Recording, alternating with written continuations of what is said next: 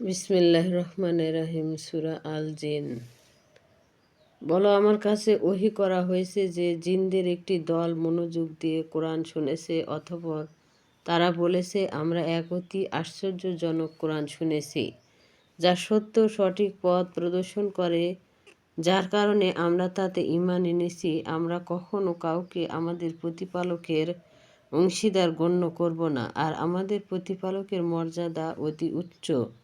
তিনি গ্রহণ করেননি কোনো স্ত্রী আর কোনো সন্তান, আর আমাদের মধ্যকার নির্বোধদের তার সম্পর্কে সীমাতি অতিরিক্ত কথাবার্তা বলতো।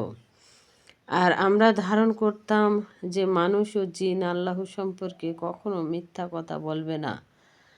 আরও এই যে কতক মানুষ কতক জিনের আশ্রয় নিত, এতে তারা জিনদের গর্ব অহংকার বাড়িয়ে দিয়েছে। আরও এই যে জিনেরা বলেছিল, তোমরা জিনেরা যেমন ধারণা করতে তেমনি মানুষেরা ধারণা করত যে মৃত্যুর পর আল্লাহ কাউকে পুনরুত্থিত করবে না। আর আমরা আকাশের খবর নিয়েছিলাম, কিন্তু আমরা সেটাকে পেলাম কঠোর প্রহরী, বৈষ্ঠিত ও জ্বলন্ত উগ্রপিণ্ডে পরিপূর্ণ। আমরা আগে সংবাদ শোনার জন্য আকাশের বিভিন্ন ঘাঁটিতে বসতাম, কিন্তু এখন কেউ সংবাদ শুনতে চাইলে তার উপর নিক্ষেপের জন্য যে জ্বলন্ত অগ্নিকুণ্ডকে লুকিয়ে থাকতে দেখে। আমরা জানি না এই পরিবর্তিত অবস্থার মাধ্যমে পৃথিবীবাসীর কল্যাণই চাওয়া হচ্ছে না তাদের প্রতিপালক তাদেরকে সরল সঠিক পথ দেখাতে চান। আর আমাদের কিছু সংখ্যক সৎকর্মশীল আর প্রত্যেক এমন নয়। আমরা ছিলাম বিভিন্ন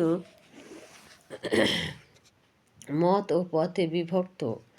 আমরা বুঝতে পেরেছি যে আমরা পৃথিবীতে আল্লাহকে পরাস্ত করতে পারবো না, আর পালিয়েও তাকে অপারগ করতে পারবো না। আরও এই যে আমরা যখন হেদায়েতের বাণী শুনতে পেলাম, তখন তার উপর ঈমান আনলাম। যে ব্যক্তি তার প্রতিপালকের উপর ঈমান আনে, তার কোনো ক্ষতি ও জুলুমের ভয় থাকবে না। আমাদের মধ্যে কিছু সংখ্যক আল্লাহর প্রতি আত্মসমর্পণকারী আর কিছু সংখ্যক অন্যায়কারী। যারা আত্মসমর্পণ করে তারা সঠিক পথ বেছে নিয়েছে, আর যারা অন্যায়কারী তারা জাহান্নামের ইন্ধন। আরও আমার কাছে ওহী করা হয়েছে যে তারা যদি সত্য সঠিক পথে প্রতিষ্ঠিত থাকত, তাহলে আমি তাদেরকে প্রচুর পানি পান করাতাম, যেন আমি তা দিয়ে তাদেরকে পরীক্ষা করতে পারি যে নিয়ামত পাওয়ার পর তারা শুকর গুজার হয় না, ফরমান হয়। যে ব্যক্তি তার প্রতিপালকের স্মরণ থেকে মুখ ফিরিয়ে নেয়, তিনি তাকে কঠিন আযাবে প্রবেশ করাবেন। আরও এই যে মসজিদগুলো একমাত্র আল্লাহর জন্য, কাজেই তোমরা আল্লাহর সঙ্গে অন্য আর কাউকে ডেকো না।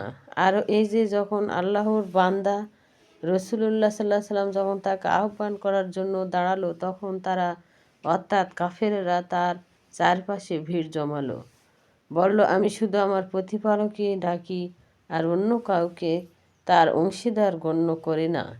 বলো, আমি তোমাদের কোনো ক্ষতি বা কল্যাণ করার ক্ষমতা রাখি না। বলো, আল্লাহর শাস্তি থেকে কেউ আমাকে রক্ষা করতে পারবে না যদি আমি তার অবাধ্য হই। তার আশ্রয় ছাড়া আমি কোনো আশ্রয় পাব না।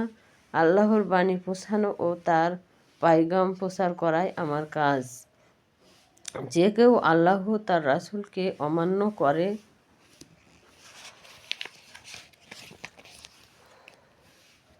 তার জন্য আছে জাহান্নামের আগুন, তাতে তারা চিরকাল থাকবে। অবশেষে তারা যখন প্রতিশ্রুত শাস্তি দেখতে পাবে,